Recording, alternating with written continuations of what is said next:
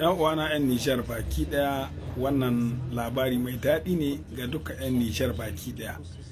Za a yi dezem rafineri Doso, wanda tun zamanin Baba Tanja ya tashi bisa watan furoje ta cewa a yi rafineri Doso.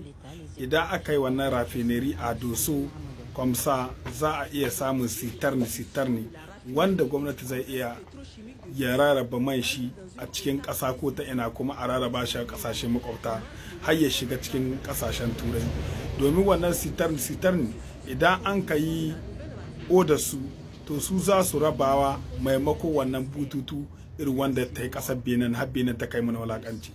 To ya 'yan uwana, kakakku ta yanke saƙa 'yan Nijar baki ɗaya.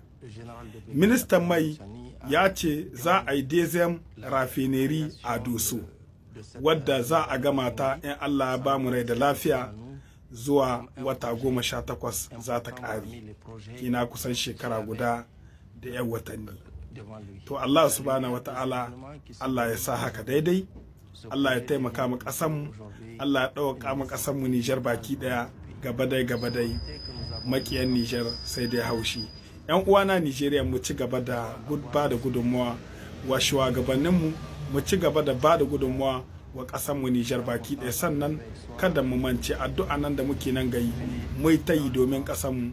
Allah subhanahu wata'ala, Allah ya taimake mu, Allah ya ɗauka Nijar da 'yan Nijar baki ɗaya. Assalamu alaikum wa rahmatullahi wa barakatuh.